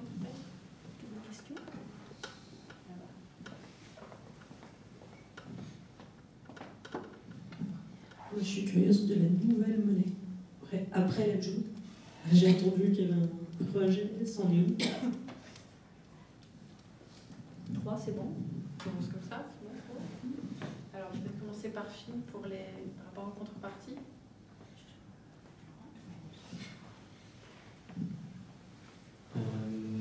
C'est une très bonne question, parce qu'elle sous-entend donc la question sur la contrepartie, sur les expérimentations. Donc c'est un peu, enfin, qui rend à quoi, enfin, qui rend à qui et qui rend quoi à qui. Nous, la manière dont on voit la sécurité sociale de l'alimentation, c'est que c'est un droit humain fondamental d'avoir une alimentation de qualité, tout comme avoir un soin de qualité, on considère que c'est un droit humain fondamental. Donc à ce titre, il n'y a pas... là, je parle en mon nom, puisque vous le dites pour l'assaut, mais pour moi, il n'y a pas à attendre de quelqu'un qui fasse quelque chose en retour parce qu'on se contente de lui donner ce dont il a un droit presque naturel. Maintenant, là, je pense qu'il y a des arguments peut-être un peu plus philosophiques sur comment est-ce qu'on est des êtres qui produisons, qui travaillons, qui sommes des êtres du mouvement d'énergie. Ça, il y a eu la table ronde de ce matin qui en a parlé, et toutes les expériences qui ont été décrites notamment par Virginie tout à l'heure dans ton intervention, qui montrent qu'en fait, mécaniquement, si jamais on fait confiance à quelqu'un, ou en fait on lui assure la sécurité matérielle et affective, psychologique, en fait la personne va rendre en fait à la communauté. Moi je suis assez... j'aime pas trop la suradministration, j'aime pas trop le contrôle en général, et le fait de se dire qu'on est dans une logique où on s'attend à ce que les gens soient que les gens doivent redonner et monitorer un peu plus ce qu'ils doivent redonner, j'ai l'impression qu'on perd un petit peu le sens originel de l'idée que ce soit universel. L'un des piliers de la SSA, c'est l'universalité, et en fait, qui décide de ce qu'on doit redonner? Parce que certes, on vise l'universalité, mais l'universalité, ça ne veut pas dire que tout le monde doit redonner la même chose. De chacun selon ses moyens, etc. Une personne handicapée ne va pas être capable de s'investir de la même manière qu'une personne valide dans une société valide. Donc, je pense qu'il y a peut-être un acte de foi dans une société qui est très aliénée à l'heure actuelle, de se dire que si jamais on met les conditions suffisantes pour que les personnes soient en capacité de redonner à la communauté, alors elles leur donneront.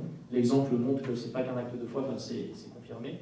Mais il reste à charge, lorsqu'on met en place des expérimentations, justement, de mettre ces conditions pour que les personnes puissent redonner. Alors, moi, je reviens un petit peu à notre marotte de l'éducation populaire, mais en fait, nous, on sait que ça passe par la formation. Le fait de former des gens à la prise de décision collective, à ce que c'est que le complexe agro-industriel, à se lancer dans la mise en place de caisses et à les aider en fait dans ce genre de situation. Ça fait partie en fait du redonner la capacité d'agir en fait aux personnes. Je pense que c'est ça le point. Je vais peut-être compléter, peut-être avec ma casquette MFRBienne. En tout cas, il y a une hypocrisie aujourd'hui à dénoncer, c'est qu'on ne compte jamais, et quand je dis jamais, c'est vraiment penser, c'est jamais, trouvez-moi un contre-exemple, dans la production de quoi que ce soit un service ou un bien, on ne compte jamais les externalités négatives. On consomme sans compter des choses qui viennent à l'autre bout de la planète, avec des enfants, je caricature à peine, ou pas du tout, des enfants ou même des personnes ici sur notre territoire à qui on pique les papiers et qui sont prises en otage à travailler dans des caves, ça existe encore en France. Donc une fois qu'on compte les externalités négatives des choses, on peut aussi compter les externalités négatives du contrôle. Donc effectivement, dans la conférence sur les expérimentations, on voit qu'il y a une externalité négative en termes psychologiques, ça casse un lien de confiance, ça casse l'envie de participer, d'être obligé, de justifier, d'être soupçonné a priori du pire, etc. Et il y a aussi des externalités très calculables. Tous les agents de la fonction publique qui servent à vérifier des dossiers, alors qu'ils pourraient faire de l'humain, de l'accompagnement social, en réorientant, voilà, c'est un problème de logement, un problème plutôt avec les enfants, un problème plutôt de nourriture, etc., de formation. Donc une fois qu'on calculera vraiment ça, peut-être que ça pèsera un peu plus dans la balance de notre jugement un peu moral, et quand je dis notre, je me compte dedans, parce qu'on a tous ce conditionnement, parce qu'on l'entend partout, il faut mériter, ou il faut prouver, il faut justifier quelque chose pour avoir le droit de survivre. Parce que là, on ne parle même pas de vivre, on parle de survivre dans nos sociétés. Est-ce que quelqu'un d'autre peut rebondir sur les externalités Oui. Donc, après, t'enchaînes sur les gratuités enceintes. Merci.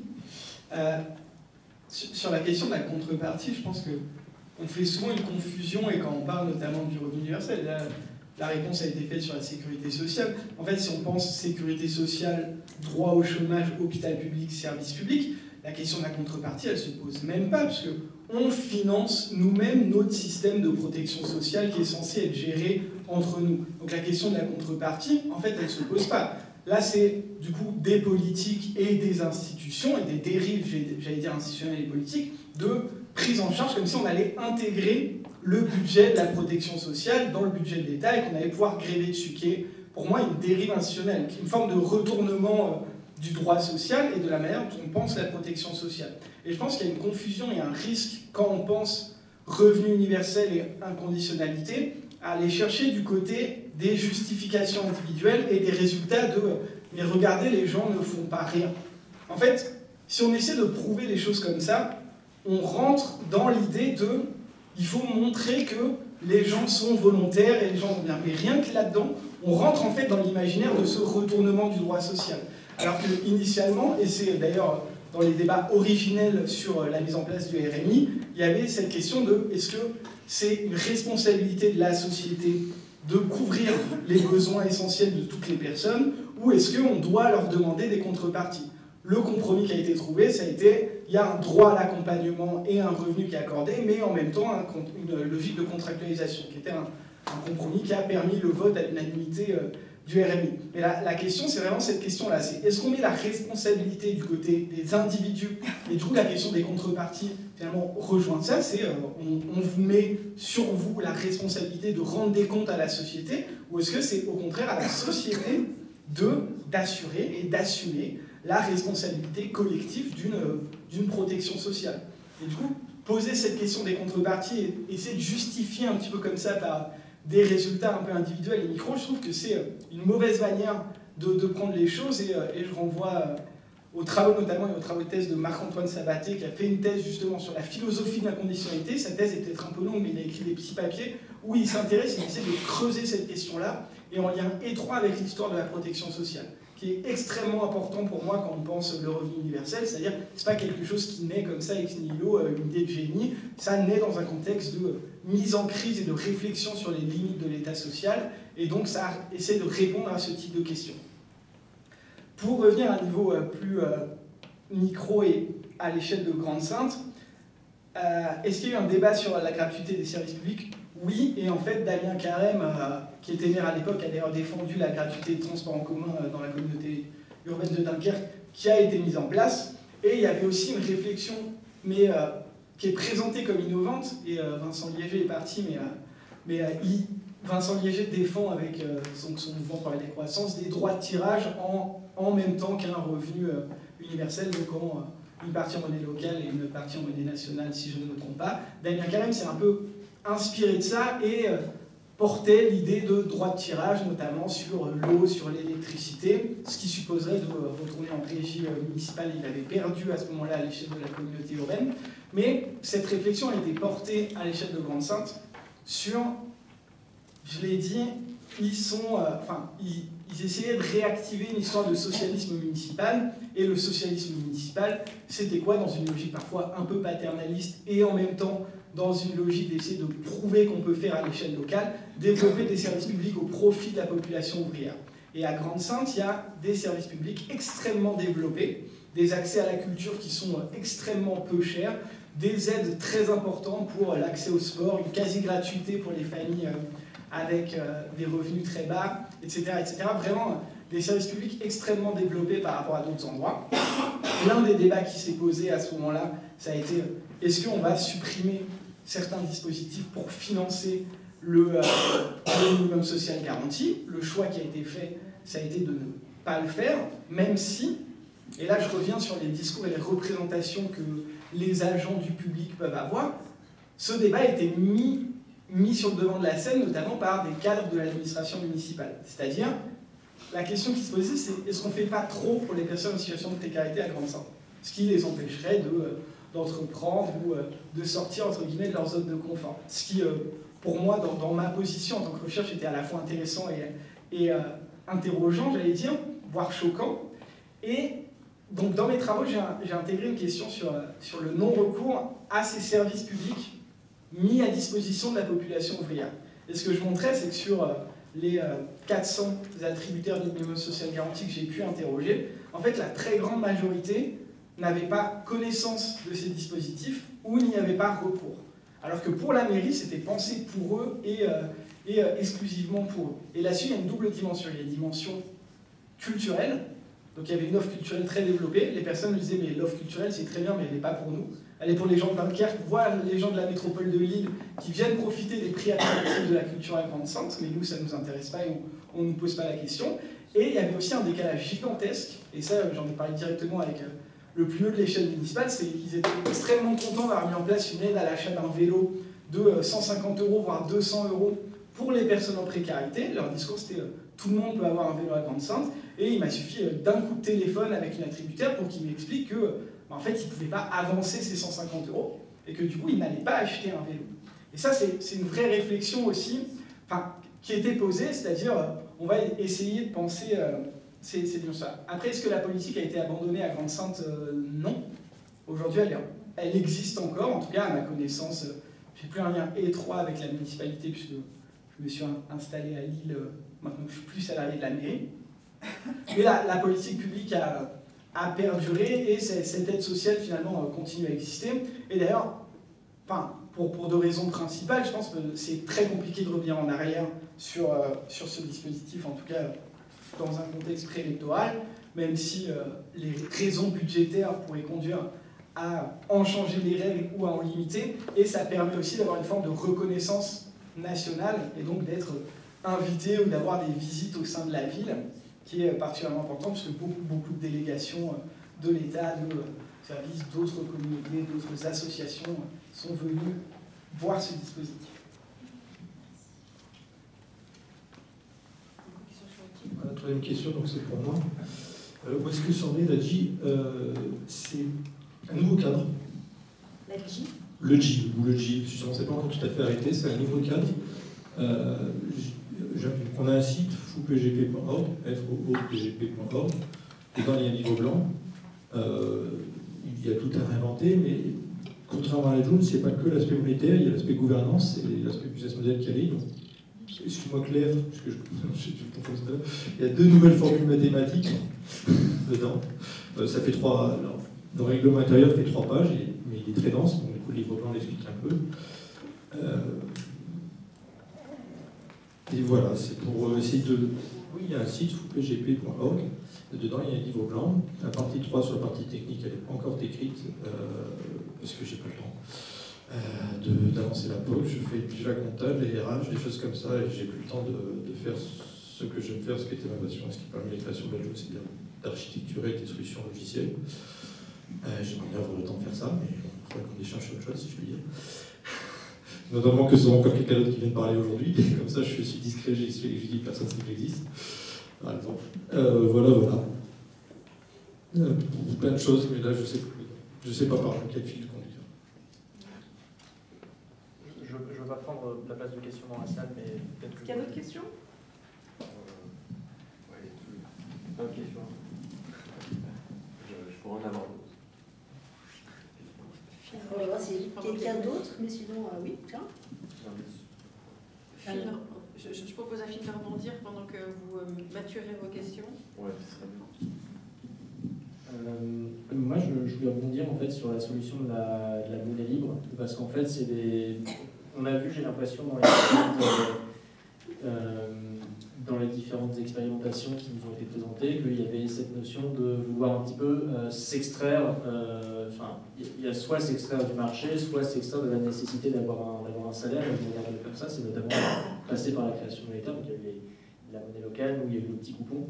Il y a une notion, tu parlais tout à l'heure, alors je suis aussi, malheureusement pour moi, informaticien de formation, donc sur la question d'OpenPGP, je connais un petit peu, mais sur la Joule, tu as mentionné le fait que c'était un réseau de confiance, et donc il y a l'idée d'avoir une grille de confiance dans laquelle tu peux intégrer.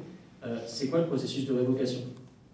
Il y a un moment où quelqu'un peut rompre la confiance d'un individu ou d'un collectif parce qu'il lui a fait tort, parce qu'il y a une décision qui a été prise que cette personne-là doit partir du collectif. Ou, en fait, il y a des différentes manières de justice en quelque sorte. C'est des trucs, on rentre dans les détails techniques. Donc, dans le PPG, je ne peux pas nous assommer avec la technique. Peut-être que c'est. Si, un peu. Et sinon, dans la Joule, il y a un mécanisme de ça s'efface. Donc, une confiance est prêtée, est affichée dans un énoncé à un moment donné, et au bout d'un certain temps, ça s'efface. Voilà.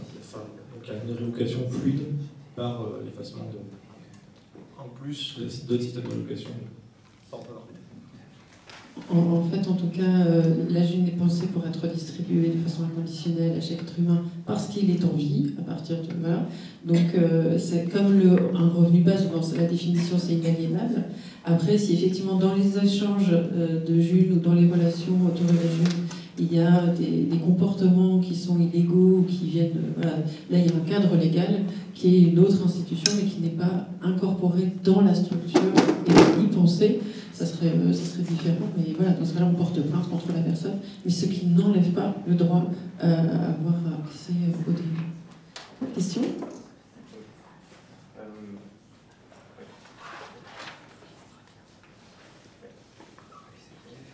C'est bon.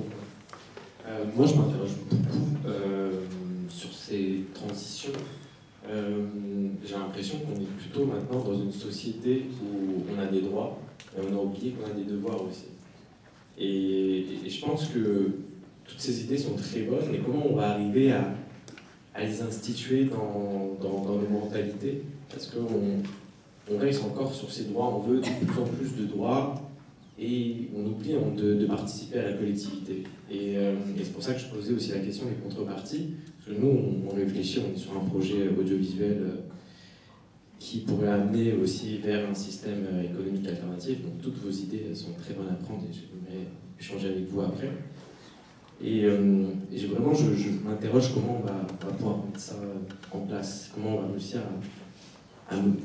à impliquer les gens à vouloir agir pour la collectivité sans les contrôler, parce que j'ai cru comprendre que ça ne fonctionne pas psychologiquement. Est-ce que vous avez des solutions à ça? J'ai envie de répondre après, si vous voulez compléter. Moi, j'ai plutôt l'impression du contraire.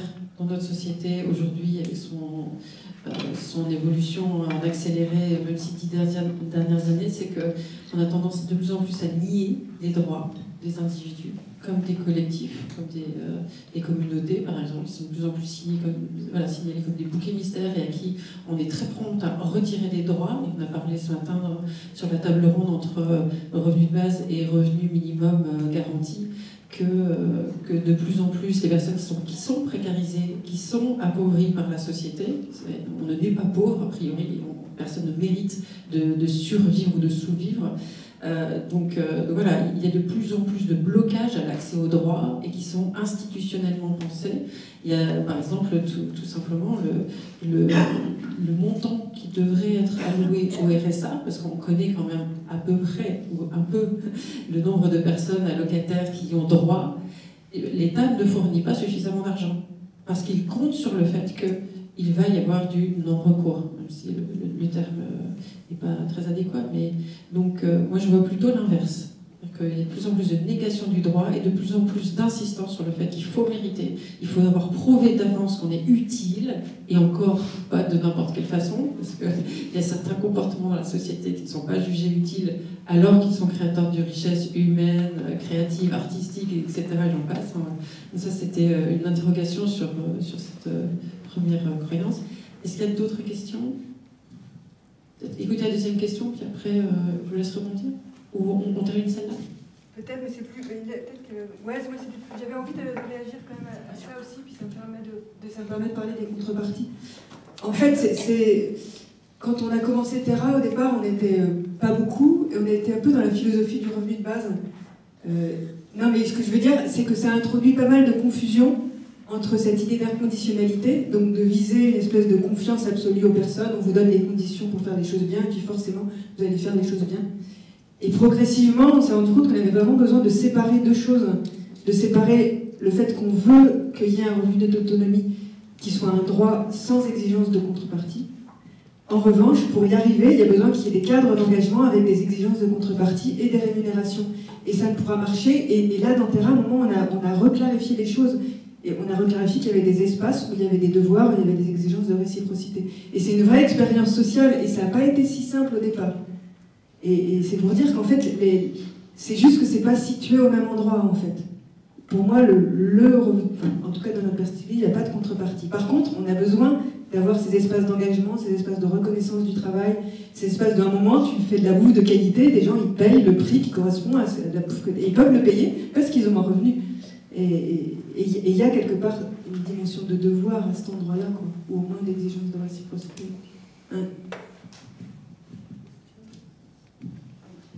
J'abuse de ma position de génie convaincu pour sur la question de devoir de la société envers les autres.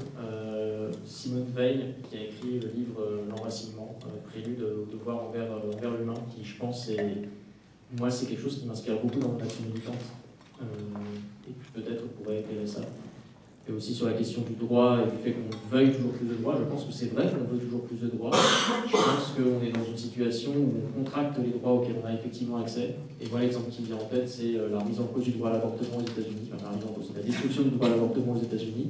C'est un droit qui existait avant, qui n'existe plus, qui est plutôt fondamental, qui concerne au moins la moitié de l'humanité, à disposer de son corps.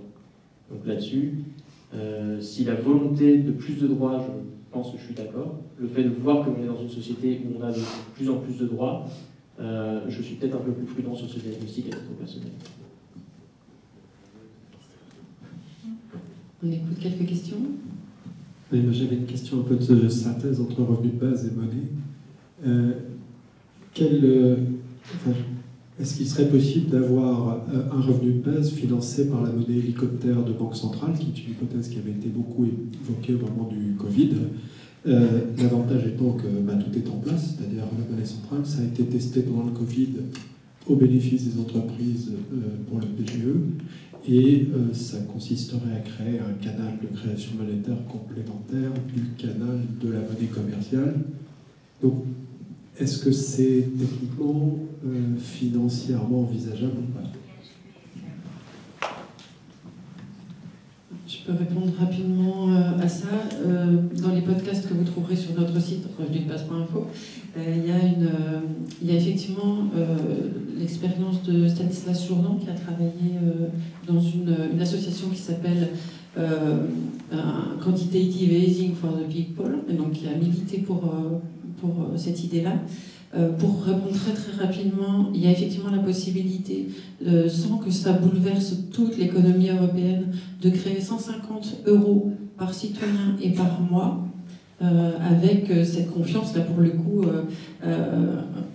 assez concrète, je pense, assez pragmatique, que l'argent qui serait ainsi distribué serait directement investi dans l'économie réelle et non pas dans des grandes poches spéculatives. Donc ça, c'est quelque chose qui a été déjà discuté. D'ailleurs, Mario Draghi s'est positionné à montrer qu'il réfléchissait à cette idée. Il ne l'a pas mis en place, en préférant effectivement ouvrir non plus seulement aux banques privées, mais aussi aux grandes entreprises cet accès à la création monétaire directe. Pour rappel, pour ceux qui l'ignorent, les États n'ont plus accès à cette création monétaire directement. Ils sont obligés de passer par les entreprises privées pour emprunter de l'argent, et évidemment avec un taux. Et même quand on avait des taux négatifs au niveau de la Banque Centrale Européenne pour redresser, voilà, l'idée de la monnaie hélicoptère, donc on voit bien l'hélicoptère qui balancerait l'argent, a été écartée sous pression de certains lobbies. Donc oui, c'est tout à fait possible, c'est crédible même à court terme, mais il faut un levier politique et qu'on n'a pas pour l'instant. Oui, si cette idée était appliquée, moi je serais très heureux et ça me mettrait au chômage. Enfin, c'est un peu l'idée de la monnaie libre qu'on applique réellement. On n'attend pas l'addition politique, c'est un peu le système. Et plutôt que l'hélicoptère, c'est plutôt aussi l'idée d'irrigation, en fait, de voir la monnaie comme un fluide, et plutôt qu'il y ait des robinets de création monétaire qui soient très localisés, ça permet un système d'irrigation diffuse. Plutôt que d'attendre le ruissellement, une pluie, voilà, c'est plutôt la pluie par rapport au ruissellement tant attendu. Voilà. Sachant qu'en plus, je voulais penser qu'il y a l'effet cantillon qui entre en compte, et en fait, la monnaie n'est pas un fluide incompressible.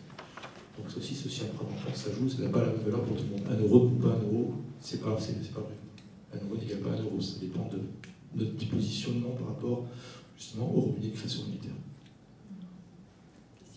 Oui, moi j'ai une question, je ne sais pas si elle est pertinente parce qu'elle est très très large. En fait, moi j'ai une vraie conviction pour ces utopies réalistes, mais en tant que citoyenne, je ne sais pas vraiment qu'est-ce que je peux faire. Bien sûr, je vais essayer d'avoir autour de chez moi des réunions, qu'on puisse parler, que je lis beaucoup, mais je suis musicienne, je ne suis pas scientifique, donc je n'ai pas toujours les chiffres qu'il faut pour persuader. Pour convaincre en fait, mais j'aimerais. J'ai envie de prendre la parole pour vous proposer de rejoindre le monde en français pour un revenu de base. Il me semble que, alors effectivement, soit on a une position particulière ou des appétences particulières pour faire du lobbying ou du plaidoyer auprès de nos élus, ou de se réélire soi-même, président de la République, pourquoi pas Montélie présidente. Mais en attendant, on peut aussi, s'informer, deux, partager l'information. Alors les réseaux sociaux ou les réunions de famille sont excellentes pour ça, en sachant que par expérience, il y a beaucoup de freins qui ne sont pas des vrais freins. C'est-à-dire quand les gens disent « Ah, c'est pas finançable », ça c'est assez facile de leur prouver que si, parce que le pognon de dingue, c'est bon, on sait tous qu'il y en a quand il faut, quand c'est décidé qu'il faut. Par contre, il y a plus des freins psychologiques, notamment, je fais une micro-parenthèse, mais c'est un couple qui m'a beaucoup marqué, des jeunes retraités qui étaient contre le revenu de base. Mais vraiment, c'était pas possible d'en parler, parce que c'était pas juste de donner de l'argent à tout le monde sans que les gens ne fassent rien. Et en fait, en les écoutant un peu plus, ils ont fini par raconter un peu leur vie. Donc eux, jeunes retraités, ils avaient trimé toute leur vie. Lui, dans un camion, même quelquefois à l'international, à pas revenir chez lui de la semaine. Elle a géré les 3 enfants, et puis même, ils avaient tenté un petit commerce. Enfin, je vous laisse imaginer le nombre d'heures qu'elle faisait par semaine. Et enfin, ils arrivaient en retraite avec une maison assez grande pour pouvoir recevoir les enfants et les petits-enfants, et une piscine. On est dans le sud de la France. Et en fait, au-delà, moi, de mes préjugés de ch'ti, de nordistes, une piscine, signe extérieur de Richette, en fait, non, pour eux, cette maison, sa grande maison, c'était pour pouvoir voir leurs enfants, recevoir leurs petits-enfants, les voir rire, les voir grandir, parce qu'ils n'avaient pas eu le temps de voir vivre et grandir leurs propres enfants. Et le fait de me raconter cette histoire-là, ça leur a fait se rendre compte à quel prix. Et en même temps, à leur époque, ça ne se posait pas. Alors, les bases, on en parlait dans une niche microscopique. Et donc, ils n'avaient pas eu le choix, entre guillemets. Et du coup, de voir qu'aujourd'hui, les gens autour d'eux allaient peut-être pouvoir avoir ce choix-là que eux n'avaient pas eu, et ça réveillait d'abord une souffrance complètement passée sous silence, du prix qu'ils avaient payé, et il était trop tard.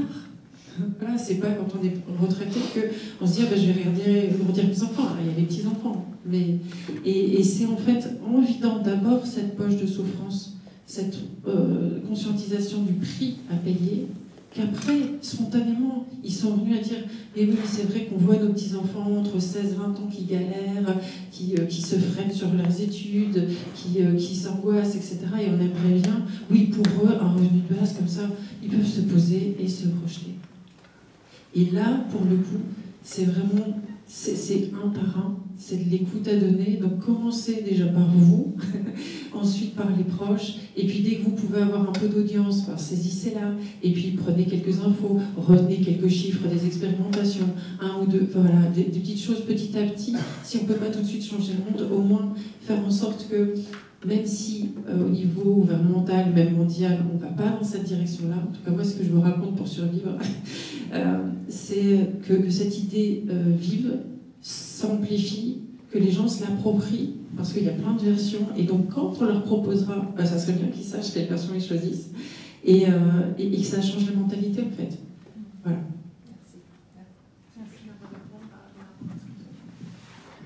Question, quelqu'un? Dernière? Donc ça va.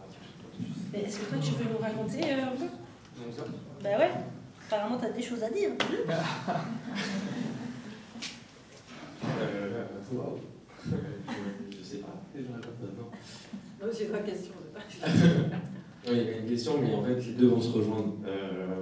Moi, je suis persuadé qu'on a besoin d'un récit collectif pour pouvoir exprimer tout ça.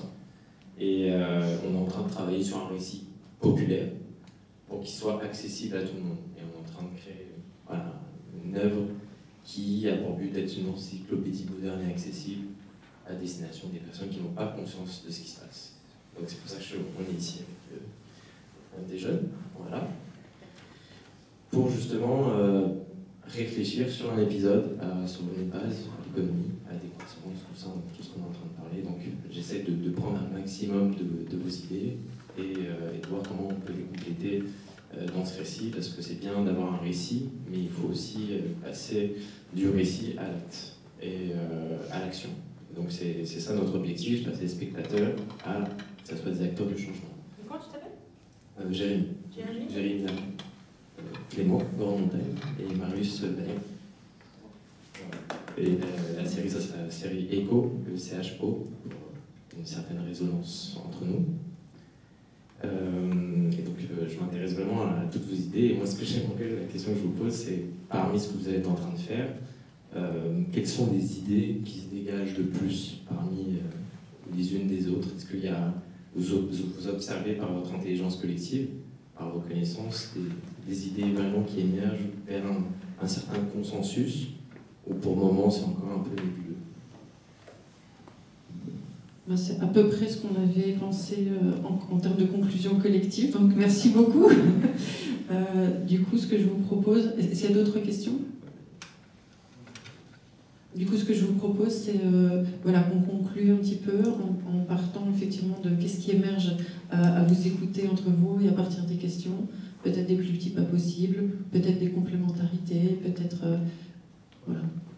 Et puis je vais prendre ma part aussi parce que j'ai quelques idées. Alors, juste, moi je vois de l'espoir. On a toutes les raisons d'espérer, même si c'est encore très nébuleux, je vois des consensus qui se dégagent. Donc, pour moi, la vie est belle. Enfin, la vie future. Les projets, je vois des projets qui. Je vois tout n'est pas sombre et je vois des endroits où je pense qu'il n'y a pas raison, il n'y a aucune raison de désespérer puisqu'on est en train de faire ça. Mais tu peux citer un ou deux consensus que tu vois émerger? Ou pas? Non. Beaucoup, ça serait tout long. Moi, le foisonnement de l'écosystème dans lequel je milite, qui est celui de la sécurité sociale de l'alimentation, il y a une expé qui se monte tous les jours en fait. On est deux à gérer la boîte mail de l'association pour répondre aux sollicitations et on n'est pas assez. Merci d'ailleurs aux militants et militantes qui font ça un coup. Donc le fait que ça foisonne, ça indique qu'il y a une envie de faire quelque chose d'autre, qu'il y a en tout cas un constat sur le fait que la manière dont on consomme, le mot consommation, la manière dont on mange et la manière dont on vit notre rapport à ce qu'on mange n'est plus soutenable. Et donc on cherche à avoir quelque chose d'autre. Alors il y a l'angle écologique, bien sûr. Qu'est-ce que ça veut dire que manger mieux qui respecte la planète et nos corps. Il y a le rapport de production. Si on a une vision un peu plus communiste, c'est pas un bon mot, communiste, quel rapport sociaux on a avec les personnes qui produisent la nourriture qu'on consomme. Donc ça, on sent que c'est quelque chose qui est en train d'être repensé. Il y a beaucoup d'expérimentations qui font ça. Et il y a la question aussi de comment est-ce que ces rapports sociaux, on peut prendre part, on peut reprendre en fait cette possession-là. Moi, je trouve qu'il y avait un questionnement hyper intéressant avec notamment les gens de Terra sur, tu parlais des contreparties, il y a la question du conventionnement. En fait, il y a la notion de la production locale, c'est on va dire une nécessité qu'on pose politique sur le fait qu'on peut s'investir dans le territoire, on peut récupérer ce revenu de solidarité à la condition que ce soit quelque chose qui revitalise le territoire en tant que tel. Ça, pour le coup, c'est quelque chose qui me semble super intéressant. Il y a d'autres choses, j'ai pas mal parlé, donc je vais laisser le micro à d'autres personnes pour la conclusion. En tout cas, moi aussi, je suis plutôt content.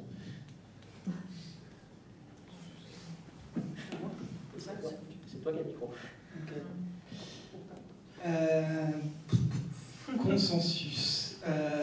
Pour moi, il n'y en a pas, et poser la question comme ça présente une forme de risque, et que j'ai vu aussi dans le milieu d'ailleurs du revenu de base, pour faire la critique du truc, c'est ne pas se poser les questions des impensés et des divergences fondamentales. Et c'est un biais qui existe dans le monde militant et dans le monde politique d'une certaine manière, quand on se revendique ni de droite ni de gauche ou au-delà des clivages, en fait, c'est qu'il y a un loup et qu'il y a un problème quelque part. C'est qu'à un moment, sur cette question, il va y avoir des intérêts contradictoires et des personnes qui vont porter des luttes contradictoires. Et tu posais tout à l'heure la question de est-ce qu'on ne revendique pas de plus en plus de droits sans penser les devoirs? Mais en fait, nos droits, ils sont attaqués depuis des dizaines d'années, et il y a plutôt des reculs du droit du travail, même du droit des femmes, puisqu'il y a un backlash de MeToo qui est en train d'exister, du droit de la protection sociale. Et du coup, là, moi, je ne serais pas du tout positif sur la question du consensus, c'est-à-dire il faut réfléchir à ce qu'on peut faire. On est plus, je fais écho à ce que disaient ce matin Sophie et Isabelle, dans une position défensive, en fait, de qu'est-ce qu'on cherche, qu'est-ce qu'on va chercher. Et en même temps, l'horizon politique et militant n'est pas très réjouissant. Il est utile et il nous permet d'essayer d'avancer collectivement. Mais par contre, si on essaie de réfléchir collectivement à quels sont les derniers acquis sociaux qu'on a obtenus par quelque moyen que ce soit en France, bon courage pour essayer de trouver quelque chose. Et donc la question aujourd'hui, on est en position défensive, qu'est-ce qu'on va essayer d'avancer, mais pas essayer de construire un consensus. Et ça, sur la question du revenu universel, sur plein de questions militantes, en fait, il faut se mettre d'accord qu'on ne peut pas discuter d'une idée vaguement sans prendre en compte les conséquences réelles que ça peut avoir, et aussi l'état réel des forces politiques et de l'imaginaire. C'est-à-dire, quelles conséquences peut avoir le fait de défendre aujourd'hui un droit inconditionnel, universel, même si on a de bonnes intentions, s'il est repris par Emmanuel Macron comme il l'a fait en 2019 avec le revenu universel d'activité, il va dire « j'ai fait un revenu universel, vous êtes content ?»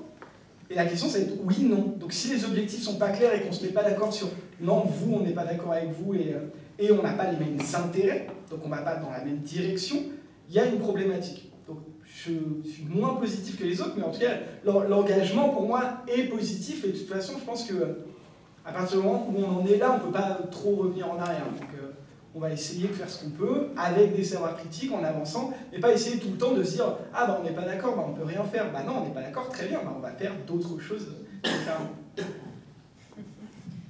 Merci, j'étais en train de chercher le consensus. En fait, j'allais juste dire des trucs avec lesquels moi j'étais d'accord. Alors aussi, moi, par rapport à ce que tu dis, moi je pense que si le point positif, ou en tout cas la nécessité, c'est d'essayer des choses, quoi. En tout cas, moi c'est vraiment l'importance que je vois. On essaye, des fois ça marche, des fois ça marche pas, des fois c'est critiquable, c'est toujours super critiquable à chaque fois, mais il y a vraiment besoin d'essayer. Et il y a vraiment besoin de... Et ça rejoint le qu'est-ce qu'on peut faire en fait. Moi je me suis posé vachement cette question, et puis un jour j'ai eu un coup de foudre pour un truc en disant c'est là que je dois aller. Et c'était un coup de foudre qui était mélangé de plein de choses, de relations humaines, d'affinités intellectuelles, de mode de vie, de plein de trucs comme ça, et je me suis plus posé la question. Après, c'est comment on le fait de manière à ne pas exploser en plein vol, ça c'est une autre question. Et pour moi, dans ces tentatives-là, j'aime bien parler on fait des tentatives, quoi. Il y a un truc, tout à l'heure, tu as dit, on essaye de s'extraire. En fait, c'est marrant parce que moi, ma démarche à l'heure actuelle, elle est plus de comment on embarque. Et comment on embarque avec nous, d'une manière ou d'une autre, des personnes avec qui on n'est pas forcément d'accord, mais avec qui on arrive à se rejoindre sur des trucs qui fait qu'on est reconnu. Enfin, moi, je vois les gens avec qui on bosse localement, le terme revenu de base génère énormément de rejet là où on est, parce qu'effectivement, c'est pas du tout la philosophie, c'est plutôt associé à des gens qui foutent rien, qui ont de l'argent en face, et ça marchait pas du tout en zone rurale. Par contre, quand ils voient ce qu'on fait, quand on arrive à se rejoindre, à faire venir des enfants de l'école au jardin, et ils voient qu'en fait on n'est pas des fêlés et on arrive à élargir notre base. Moi j'ai vraiment un truc en ce moment de comment on élargit la base et comment on s'extrait, mais on englobe de plus en plus. Enfin on englobe jamais complètement, on se connecte. Il ne s'agit pas d'englober non plus, mais comment on s'embarque, on embarque un peu. Voilà.